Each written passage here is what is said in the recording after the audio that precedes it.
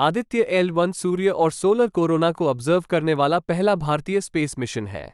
जैसे चंद्रयान चंद्रमा पर लैंड करवाया था, लेकिन ये केवल दूर से ही सूर्य को ऑब्जर्व करेगा। मिशन के दौरान ये पृथ्वी के करीब होगा। सूर्य को स्टडी करने के लिए आदित्य L1 पृथ्वी से लगभग 15 लाख किलोमीटर दूर लैग्रेंज पॉइंट L1 पर एक विशेष हेलो ऑर्बिट में घूमेगा। इसे L1 पॉइंट तक पहुंचने में लगभग 4 महीने लगेंगे और एक बार वहां पहुंचने के बाद 5 साल तक सूर्य के बारे में स्टडी करेगा। ये लैग्रेंज पॉइंट क्या होते हैं? जहां टू सेलेस्टियल बॉडीज का ग्रेविटेशनल फोर्स बैलेंस आउट होता है, या हम कह सकते हैं कि उस पॉइंट पर ग्रेविटेशनल फोर्स द्वारा अट्रैक्शन और रिपल्शन का रीजन उत्पन्न होता है। इससे स्टेबिलिटी बढ़ती है। मिनिमम एफर्ट और मिनिमम फ्यूल कंजम्पशन से हम स्पेसक्राफ्ट को वहां लंबे समय तक स्टेबल रख सकते हैं। इसे स्पेसक्राफ्ट का पार्किंग स्पॉट्स भी कहा जा सकता है। यदि हम सन और अर्थ को कंसिडर करें तो 5 लैग्रेंज पॉइंट बनते हैं। इसके पहले भी सोलर मिशन हो चुके हैं, जैसे सोहो, फुल फॉर्म है सोलर एंड हीलियोस्फेरिक ऑब्जर्वेटरी। इस ऑब्जर्वेटरी को भी L1 पॉइंट पर रखा गया है ताकि सूर्य के बारे में स्टडी कर सके। यह नासा और यूरोपियन यूनियन का जॉइंट मिशन था। जेम्स वेब टेलीस्कोप को L2 पॉइंट पर इसलिए रखा गया है ताकि ये सूर्य, पृथ्वी और चंद्रमा की रोशनी और गर्मी से सेफ रह सके और पृथ्वी के साथ इजीली कम्युनिकेशन हो सके। आगे बढ़ने से पहले सूर्य के बारे में जान लेते हैं। सूर्य का डायमीटर पृथ्वी के डायमीटर से 109 गुना अधिक है।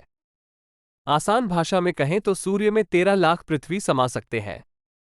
सूर्य की 6 लेयर होती हैं। सबसे पहले है कोर। कोर सूर्य की सबसे गर्म और घनी लेयर है, जिसका टेम्परेचर 15 मिलियन डिग्री सेल्सियस तक पहुंच जाता है। यहीं पर न्यूक्लियर फ्यूजन रिएक्शंस होती हैं, जो हाइड्रोजन को हीलियम में कन्वर्ट करती हैं और भारी मात्रा में एनर्जी प्रोड्यूस करती हैं। दूसरा है रेडिएटिव जोन। यह जोन कोर को घेरता है और सूर्य के रेडियस का लगभग 70% तक फैला हुआ है। तीसरा है कन्वेक्टिव जोन। यह जोन सूर्य के अंदर के भाग का आउटरमोस्ट लेयर है और सूर्य के रेडियस का 30% है।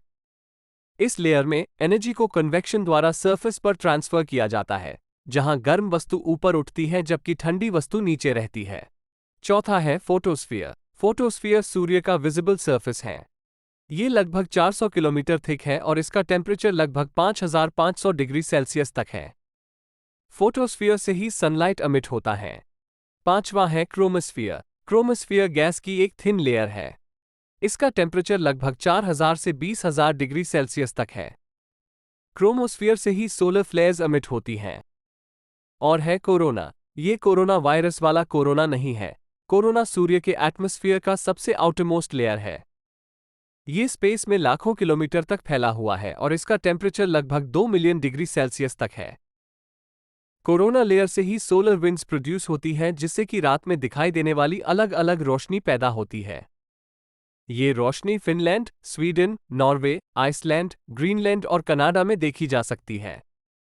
यूजुअली जब हम पृथ्वी की सतह से देखते हैं तो फोटोस्फीयर लेयर दिखाई देती है, लेकिन रेडिश ग्लो में सूर्य ग्रहण के दौरान क्रोमोस्फीयर लेयर दिखाई देती है और टोटल सोलर इक्लिप्स में कोरोना लेयर दिखाई देती है।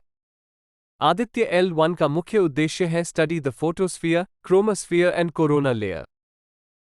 इस प्रकार सूर्य कुछ रेज एमिट करती है। इसमें सभी इलेक्ट्रोमैग्नेटिक रेडिएशन शामिल हैं।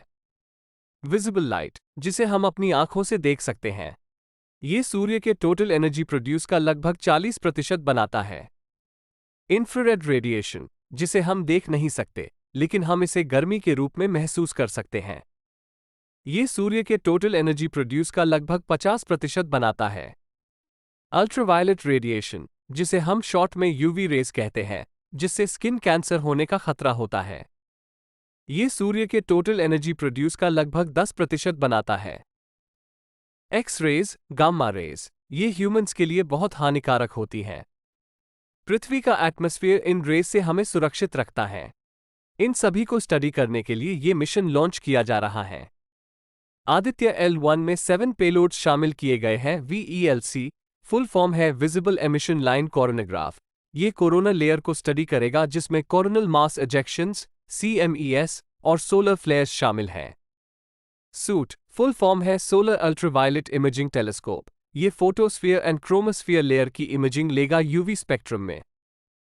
सोलेक्सर्स फुल फॉर्म है solar low energy X-ray spectrometer और HEL1OS फुल फॉर्म है high energy L1 orbiting X-ray spectrometer, दोनों सूर्य से निकलने वाली एक्स-रेज को स्टडी करेंगे।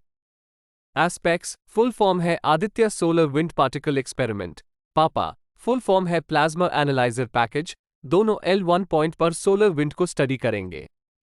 और आखिर में मैग्नेटोमीटर, ये मैग्नेटिक फील्ड को स्टडी करेगा जो L1 पॉइंट पर आ रही है। 4 पेलोड सूर्य को स्टडी करेंगे और 3 पेलोड L1 के करीब मेजरमेंट लेंगे। इससे पहले भी 2018 में नासा ने पाकर लॉन्च किया था with collaboration of European agency ताकि सूर्य को और डीप से स्टडी किया जा सके। 16 सितंबर 2023 तक आदित्य L1 बहुत अच्छा कर रहा है जो उसे करना चाहिए था। इसने सूर्य की कुछ अद्भुत तस्वीरें ली हैं, यहां तक कि हमें विजिबल लाइट और अल्ट्रावायलेट लाइट दोनों में सूर्य की आउटर लेयर दिखाई गई है, जिसे हमने पहले कभी नहीं देखा था। आदित्य L1 भारतीय अंतरिक्ष विज्ञान के लिए एक बड़ी उपलब्धि है, जो दर्शाता है कि भारत अंतरिक्ष अनुसंधान में बेहतर हो रहा है। ये दुनिया को सूर्य के बारे में और अधिक जानने में भी मदद करेगा।